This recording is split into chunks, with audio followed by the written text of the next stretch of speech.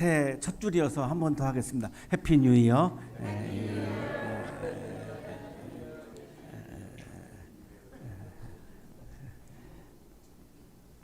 행복하지 않은 상황인데 왜 해피 뉴 이어라고 인사라고 합니까? 이렇게 지금 불평하는 분도 계실 것 같은데요. 오늘 말씀 속에 답이 있습니다. 프랑스 작가 까뮈는 시지프 신화에서 인간의 근본적인 질문을 제기합니다. 조금 강한데요. 참으로 진지한 철학적 문제는 오직 하나뿐이다. 그것은 바로 자살이다. 까뮈가 왜 철학적 문제를 자살이라고 이렇게 단정적으로 말을 하고 있을까요? 까뮈가 바라보는 우리들의 삶의 현실, 우리 존재의 현실, 우리 인간의 현실은 부조리로 요약됩니다. 반복되는 일상, 반복되는 노동, 회복되지 않는 상실, 미래의 불투명함, 막막함, 이유를 알 수 없는 고통들, 내가 바르게 살아가는데도 여지없이 우리에게는 고통이 다가옵니다. 그래서 우리는 삶의 무의미함을 느끼게 되고 삶의 의미를 느끼지 못할 때 우리는 보람과 기쁨을 상실합니다. 그러면 질문하게 되죠. 왜 살아야 하죠? 그런 인생을, 그런 삶을 우리가 기쁘게 살려고 태어난 거지, 행복하게 살려고 태어난 거지, 굳이 그렇게 무의미 속에서, 부조리 속에서 기쁨을 상실하고 존재의 의미를 상실하고 삶의 의미를 상실하고 그냥 고통 속에서 일상을 살아간다면 나는 왜 살아야 하는 거죠? 라고 하는 질문을 던지지 않을 수 없다는 겁니다. 이 부조리의 세계에서 벗어나는 것 중에 어떤 사람들은 자살을 선택한다는 거죠. 그래서 까뮈가 자살을 말하고 있는 겁니다. 자살해버리면 그런 부조리한 삶이 끝날 거 아닌가? 자살해버리면 되지. 자살을 못할 게 뭐 있는데 욕심을 버리면 되지. 내가 욕망을 버리면 되지. 자살해버리면 다 끝나는데 굳이 내가 살아서 숨 쉴 이유가 무엇이 있겠는가라고 생각하는 사람들이 있다는 것입니다. 그러나 까뮈는 자살은 부조리의 세계를 회피하고 도피하는 것이지 해결이라고 보지 않습니다. 그래서 까뮈는 또 묻습니다. 그렇다면 자살이 아니라면 무엇이 우리를 부조리의 세계로부터 탈출시킬 수 있는 것인가? 이 질문을 던지는 작품이 바로 이 시지프 신화입니다. 부조리의 세계가 계속되는 숨막힌 하늘 아래에서 어떻게 우리는 의미를 회복하고 기쁨을 회복하고 살만 나는 인간답게 사람답게 좀 신나게 행복하게 기쁘게 살아갈 수 있는 것인가? 우리가 오늘 던지고 있는 질문을 까뮈는 이미 던졌던 것이죠. 성탄의 기쁨이 지나갔습니다. 성탄절날 우리는 천사의 노래도 들으며 기뻐하고 예수님의 오심을 축하하면서 기뻐하고 케이크를 함께 나누며 기뻐하고 캐롤을 함께 부르며 기뻐했습니다. 자, 그런데 성탄절이 지나고 다시 우리들의 일상은 그대로 돌아와 있습니다. 성탄절 축제는 끝났습니다. 여전히 우리 각자 개인적으로 해결되지 않은 문제들을 안고 오늘 우리가 이 자리에 와 있습니다. 그리고 새해를 맞이하고 있습니다. 무엇 하나 해결된 것이 없습니다. 그대로입니다. 그러면 성탄절의 기쁨은 그냥 순간적인 기쁨인가? 라고 질문하지 않을 수가 없습니다. 그것이 우리에게 신앙적으로 어떤 의미가 있다는 것인가? 치열한 학업, 불확실한 미래, 복잡한 인간관계 이런 것들이 연속되는 우리들의 삶의 상황에서 기쁨은 오래 머물지 않았습니다. 25일 하루였습니다. 그리고 다시 새해를 맞이해서 1월 4일 아침 우리들의 일상은 다시 무게에 의해서 짓눌리고 있습니다. 내 어깨를 누르는 그러한 무게들을 안고 오늘 이 자리에 나와 있습니다. 그래서 우리들의 표정은 밝지 않을 수 있습니다. 우리들의 마음은 기쁘지 않을 수 있습니다. 우리들의 마음속에 감사의 노래가 없을 수 있습니다. 오히려 그것이 더 솔직한 표현인지도 모릅니다. 삶의 의미와 삶의 보람, 삶의 존재의 이유를 찾기 어려운 현실 앞에서 우리는 묻지 않을 수가 없습니다. 그렇다면 과연 우리는 살아있는 동안 기쁨의 노래를, 진정한 기쁨의 노래를 부를 수 있는 것인가? 내가 숨을 거두기 전에 정말로 한 번이라도 진심으로 내 마음 깊은 곳에서 우러나오는 기쁨의 노래를 부른 존재로 내가 삶을 마감할 수 있는 것인가? 이 질문에 대해서 오늘 본문 예레미야 31장은 바벨로니아 포로기에서 살았던 이 유대인들의 이런 절망, 아픔, 부조리한 현실, 그들이 무슨 죄가 많아서도 아닌데 나라를 빼앗기고 성전을 빼앗기고 인간다운 존재를 다 빼앗기고 노예로 살아가고 있는 그 유대인들, 모든 평범한 일상과 행복이 다 무너져버린 이런 부조리의 극치, 거기에서 그들은 기쁨은커녕 내일조차 보이지 않는 상황을 살고 있습니다. 그런데 하나님께서는 바로 그들에게 노래하라고 말씀합니다. 너무 어울리지 않습니다. 어떻게 노래를 하라는 겁니까? 나라를 잃어버리고 성전을 잃어버리고 기쁨을 잃어버리고 노래를 잃어버린 지 오래되었습니다. 지금 외국에 끌려와서 노예로 살고 있습니다. 기본적인 자유조차 없습니다. 그런데 무슨 노래를 부르라는 겁니까? 상황이 회복되지 않았는데, 우리의 존재의 상황이 여전히 변한 것이 없는데 어떻게 우리가 노래를 할 수 있습니까? 그 당시 유대인들의 질문일 겁니다.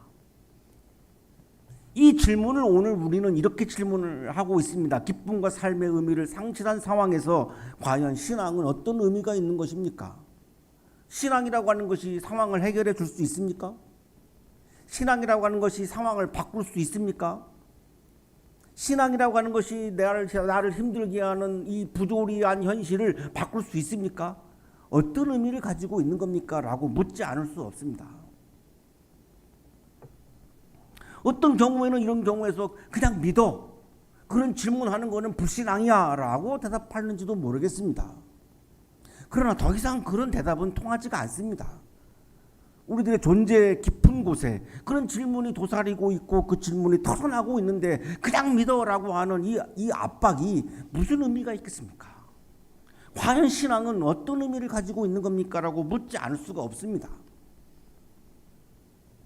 그럼에도 불구하고 하나님께서는 좀 억지스러울 것 같은 부분이 보여지는데 그냥 기쁨으로 환호하라고 명령합니다. 이런 질문에 대해서 자세하게 설명을 하시지 않습니다. 왜 상황이 회복되지 않는지, 상황이 회복되지 않을 때 뭐 어떻게 하라는 건지 자세하게 설명을 하시지 않습니다. 논리적으로 설명하지 않습니다. 그냥 명령하십니다. 기쁨으로 환호하라.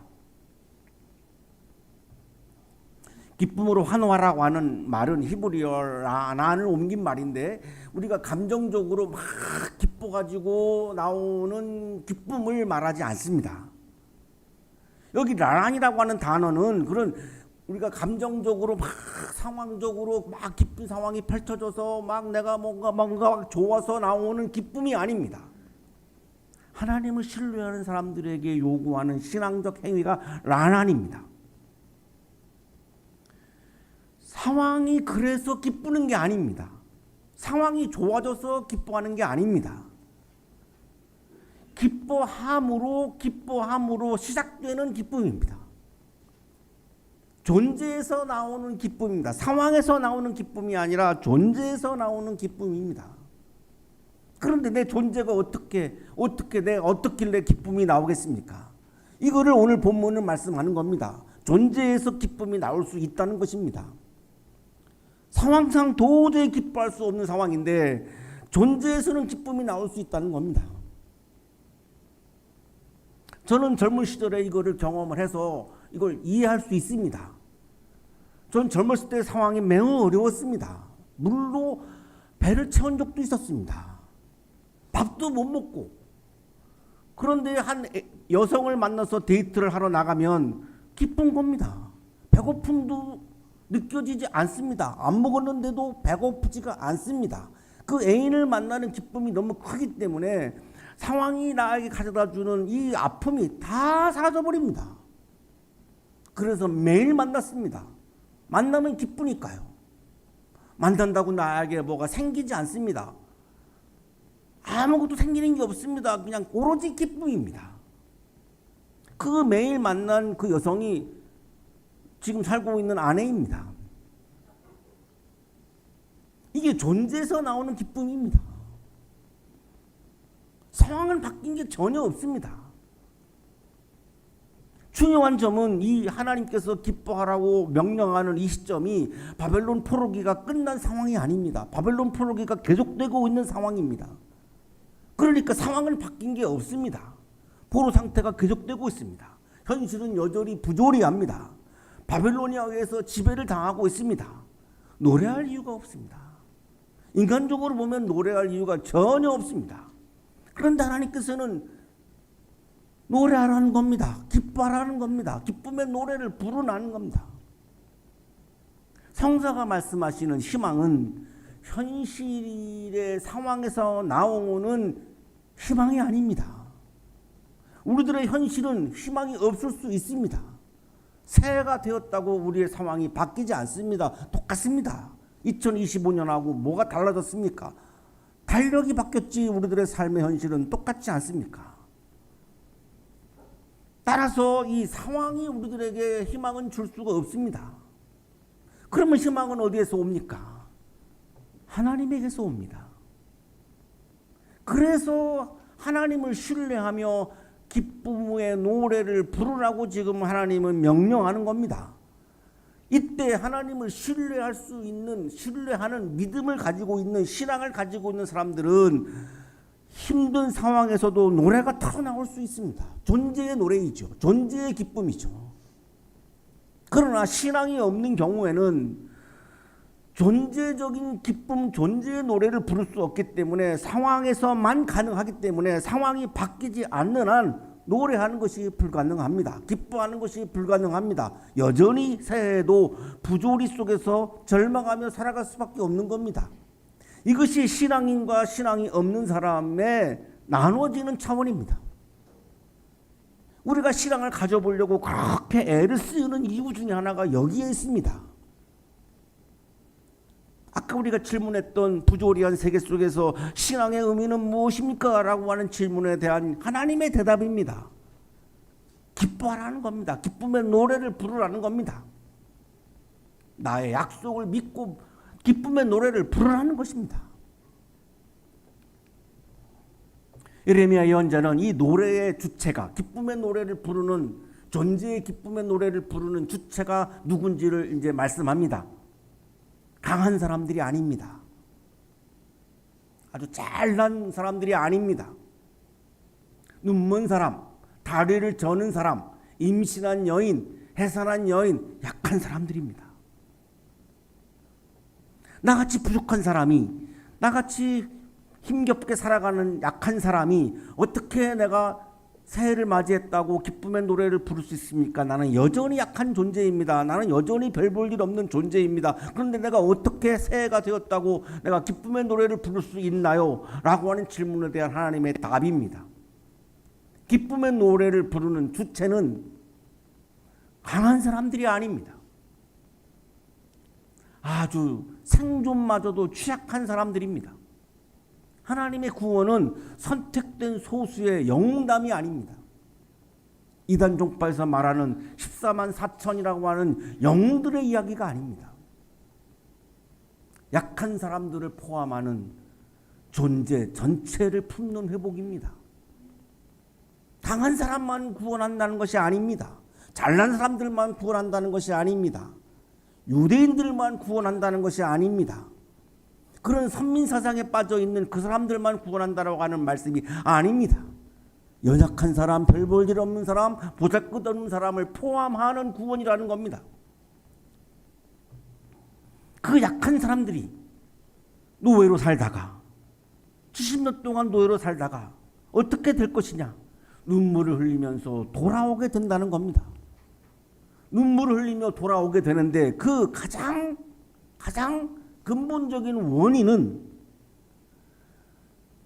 하나님이 이스라엘의 아버지이기 때문이라는 것입니다. 유대인들이 무언가를 잘해서가 아닙니다. 유대인들이 뭐가 잘나서가 아닙니다. 유대인들이 무슨 선민이어서가 아닙니다. 유대인들이 무슨 선한 행위를 해서가 아닙니다. 그 이유 하나는 하나님은 이스라엘의 아버지이기 때문에 단 이겁니다. 관계입니다. 하나님과의 관계에서 희망이 오기 시작하고 하나님의 관계 안에서 우리는 존재의 노래를, 기쁨의 노래를 부를 수 있다는 것입니다. 부조리한 세계 속에서도 우리가 노래를 부를 수 있는 것은 하나님과의 나의 관계의 정체성이 분명해질 때 가능해진다는 겁니다. 상황이 바뀌지 않아서 노래가 안 나오는 것이 아니라 하나님과의 관계가 설정되지 않아서 우리의 마음에서 부조리한 세계 속에서 기쁨의 노래가 터져나오지 않는다는 것입니다. 하나님과의 관계가 설정되면, 내가 하나님의 자녀가 되면, 하나님의 자녀라는 이유 하나만으로 나는 돌아오게 된다는 겁니다. 고향으로 돌아오게 된다는 겁니다. 포로였지만, 실패한 역사였지만, 그럼에도 불구하고 하나님의 자녀라고 하는 사실 하나만으로 나의 구원은 이루어진다는 겁니다. 그 구원에서 가장 중요한 점은 정체성의 회복이라는 것입니다. 하나님의 자녀됨이라고 하는 정체성을 회복할 때에 까미가 질문했던 어떻게 부조리한 세계에서 벗어날 것인가? 내가 하나님의 자녀가 되는 순간 우리는 부조리한 세계에서 벗어나서 부조리한 세계가 계속되는 상황에서도 내 마음 깊은 곳에서 희망의 노래와 기쁨의 노래가 터져 나올 수 있다는 것입니다. 하나님의 자녀가 되지 않기 때문에, 오히려 내가 하나님이 되려고 하기 때문에, 하나님의 자녀가 되기는커녕 내가 하나님이 되려고 하기 때문에 우리의 마음 깊은 곳에서는 이미 기쁨의 노래와 희망의 노래가 사라졌다는 것입니다. 이들은 웃으면서 돌아오지 않습니다. 울면서 돌아옵니다. 왜 그럴까요? 70년 만에 돌아오게 될 터인데 왜 웃으면서 돌아오지 않고 울면서 돌아올까요? 하나님 앞에서 하나님의 자녀로서의 정직한 모습입니다. 아버지 힘들었습니다. 70년 동안 너무 힘들었습니다. 웃는 것보다 우는 것이 오히려 더 정직한 모습입니다. 우리가 얼마나 힘들었는지 아십니까? 나라를 잃어버리고 성전을 잃어버리고 자유를 잃어버리고 인간적인 권리를 다 빼앗기고 70년 동안 발에 쇠고랑을 차고 유프라데스 강가에서 강제 노역을 시달렸습니다. 얼마나 힘들었는지 아십니까? 눈물이 나오는 것이죠. 그래서 눈물을 흘리면서 돌아오는 겁니다.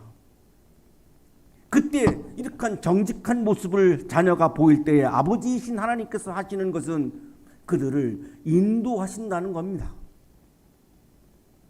아버지로서 가엾게 여기고 긍휼히 여기고 자기의 자녀들을 인도하신다는 겁니다. 왜 인도하실까요? 길을 잃으면 안 되기 때문에. 바벨론 포로의 노예가 되었던 이유는 길을 잃었기 때문이라고 하나님은 보시는 겁니다.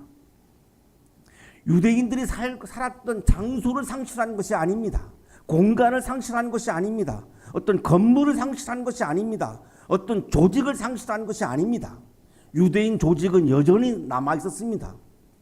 유대인들이 모든 것을 상실하고 나라를 빼앗기고 성전을 빼앗기고 포로를 70년 동안 살았던 이유는 그들의 삶의 방향을 잃었기 때문이라고 보는 겁니다.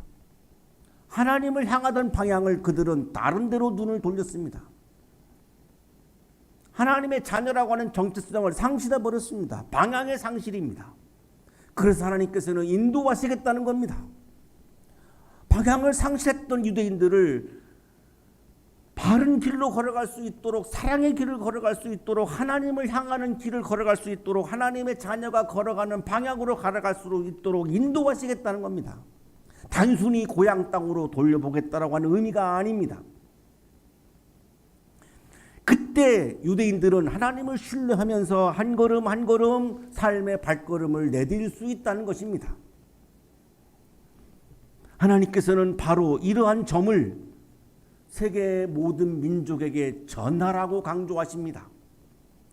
왜? 모든 세계인들이 부조리한 세계 속에서 기쁨과 희망을 상실하고 무의미한 삶을 살아가고 있기 때문에 이 진리를, 이 비밀을 모든 민족에게 전하라고 강조하십니다. 개인의 체험이 아니라는 겁니다. 한 민족의 체험이 아니라는 것입니다. 이건 모든 세계인들의 보편적인 체험이 되어야 한다라고 강조하십니다. 이제 예레미야 예언자는 회복의 내용을 구체적으로 묘사합니다. 곡식과 포도주와 기름을 받습니다. 생존을 위해서 절실하게 필요한 필수 요건들입니다. 곡식, 포도주, 기름. 그러나 회복의 중심은 이러한 소유와 물질이 아닙니다. 혼과 영입니다. 그래야지만 내 마음 깊은 곳에서 진정한 기쁨의 노래가 나올 수 있기 때문이죠. 곡식은 어느 날 있다가도 없어질 수 있습니다. 포도주는 먹다가 떨어질 수도 있습니다. 존재에서 나오는 기쁨의 노래를 가능하게 하지 않습니다. 우리들의 삶의 방편이고 삶의 수단입니다. 존재 깊은 곳에서 나오는 기쁨의 노래는 내 혼과 영에서 나오는 겁니다. 그래서 이런 소유보다 더 중요한 것은 혼과 영이라고 하는 존재임을 강조하시는 겁니다. 내 존재가 새로워져야 한다는 것입니다. 달력이 바뀌는 것은 새로움이 아닙니다. 내 존재가 바뀌는 것이 새로운 새해입니다. 하나님과 멀어졌던 내가 하나님과 더욱더 가까워지고 이기적으로 살았던 내가 더욱더 사랑의 실천을 하고 차가운 눈빛으로 사람을 보았던 나의 눈빛이 따뜻한 눈빛으로 변해지고 이런 존재의 회복과 존재의 변화가 있어야 새해를 살아가는 거지 달력이 바뀌었다고 우리가 새해를 살 수는 없습니다. 그때 하나님께서는 슬픔을 기쁨으로 바꾸어 놓겠다고 말씀하시고 제사장들에게도 그 기쁨을 주겠다고 말씀합니다. 왜 제사장을 언급할까요? 예배가 회복된다는 것입니다. 예배가 회복된다는 말은 하나님과 나와의 관계가 회복된다는 말입니다. 내가 하나님과의 관계가 회복되면 나는 공동체를 위해서 필요한 사람이 됩니다. 공동체가 회복된다는 말입니다. 하나님과의 관계가 회복되지 않으면 나는 공동체를 힘들게 하는 존재로 남아있게 됩니다. 그리고 삶의 의미가 회복된다는 것입니다. 내가 왜 살아야 하는지, 내가 이 부조리한 세계 속에서도 내가 어떻게 기뻐하며 살 것인지, 그 기쁨을 다른 사람들한테 전할 것인지, 이것이 오늘 본문이 말씀하시는 구원입니다. 내 존재가 새로워지는 거죠. 하나님과의 관계가 새로워지는 거죠. 공동체가 새로워지는 거죠. 삶의 무의미성이 삶의 무의미성 속에서 삶의 의미를 다시 발견하는 거죠. 마음 깊은 곳에서 중단되었던 희망의 노래와 기쁨의 노래가 다시 살아나는 겁니다.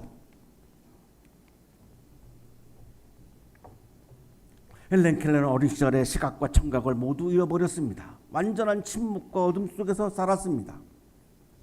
어느 날 설리번 선생님을 만났고 설리번 선생님에게 처음으로 가르침을 받은 날, 그녀가 이렇게 말합니다. 그날 밤에 침대에 누워서 그날 선사받은 기쁨들을 다시 음미하면서 처음으로 내일이 어서 오길 갈망하는 순간 나보다 더 행복한 아이는 없으리라. 눈을 뜨지 않았습니다. 귀가 열리지 않았습니다. 상황은 아무것도 변한 것이 없습니다. 여전히 앞은 보이지 않고 여전히 귀에 들리지 않습니다. 그런데 어느 날 헬렌 켈러는 나보다 더 행복한 아이는 없으리라 라고 고백합니다. 무엇일까요? 상황에서 나온 기쁨이 아닙니다. 상황에서 나온 노래가 아닙니다. 상황에서 나온 희망이 아닙니다. 자신의 존재에서 나온 기쁨이고 노래이고 희망입니다. 혼자 외롭게 지나다가 설리번 선생님을 만나고 설리번 선생님으로부터 진리를 하나하나 배우는 순간 설리번 선생님과의 관계를 맺는 순간 그 관계 속에서 나오는 그러한 기쁨의 노래, 희망의 노래입니다. 이것이 바로 에레미야 31장이 말씀하고 있는 하나님과의 관계 속에서도, 부조리한 세계 속에서도 우리가 하나님과 관계 안에서 우리는 얼마든지 하나님의 약속을 신뢰하며 기쁨의 노래, 희망의 노래를 부를 수 있다고 오늘 증언하는 겁니다. 이렇게 몰두한 신학자는 희망의 신학에서 이렇게 말합니다. 없는 것들을 있는 것이 되게 하시는 하나님 안에서는, 없는 것들을 있는 것이 되게 하시는 하나님 안에서는 아직 존재하지 않는 것, 미래의 것도 생각될 수 있다. 왜냐하면 그것은 희망의 대상이 될 수 있기 때문이다. 나로서는 상황을 바꿀 수 없습니다. 나로서는 환경을 바꿀 수 없습니다. 나로서는 절망적인 상황을 조금도 변화시킬 수 없습니다. 그러나 하나님께서는 없는 것도 있게 하시고 존재하지 않는 것을 존재하게도 하시는 하나님입니다. 따라서 희망은 미래의 시제 속에서 오는 것이 아닙니다. 시간이 바뀌었다고, 해가 바뀌었다고, 달력이 바뀌었다고 희망이 오지 않습니다. 미래가 우리에게 희망을 가져다 주지 않습니다. 우리에게 희망의 노래를 다시 부르게 해주시는 분은 하나님입니다. 미래의 시간이 우리에게 희망을 가져다 주는 것이 아니라 역사의 주인이신, 주권자이신 하나님이 나에게 희망의 노래를 다시 부를 수 있도록 내 마음을 움직이시는 겁니다. 에레미야 31장은 우리에게 묻습니다. 회복이 더딥게 느껴지는 지금 우리는 무엇을 붙들고 살아가고 있는가? 새해를 시작하면서 우리는 무엇을 붙들려고 지금 마음을 먹고 있는가?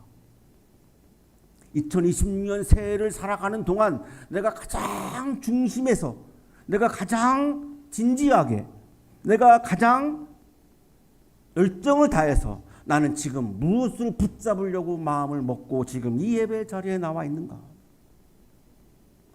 내가 붙잡으려고 하는 것은 무엇인가? 성탄 이후의 시간은 축제가 끝난 공허의 시간이 아닙니다. 하나님을 붙잡는 신앙의 시간입니다. 하나님께서 오늘도 우리에게 말씀하십니다. 내가 너희를 다시 모으겠다. 내가 너희의 슬픔을 기쁨으로 바꾸겠다. 우리의 아버지로서 이렇게 계획을 갖고 계시는, 우리들에게 약속하시는 그 하나님을 붙잡는 것, 그것이 신앙입니다. 그 하나님을 붙잡는 신앙의 행위를 통해서 우리는 부조리한 세계를 벗어나고 진정한 기쁨의 노래, 희망의 노래를 부를 수 있습니다. 사랑하는 한양 가족 여러분, 우리의 노래는 상황이 허락해서 시작되는 것이 아닙니다. 환경이 허락하는 것이 아닙니다. 하나님께서 여전히 우리와 함께 계시기에 멈추지 않고 노래 부를 수 있는 노래입니다. 하나님의 약속 안에서, 하나님과의 관계 안에서 우리는 노래할 수 있습니다. 희망의 노래를, 기쁨의 노래를 다시 일어나서 희망의 노래와 기쁨의 노래를 부르는 복된 새해가 되시기를 간절히 축원합니다.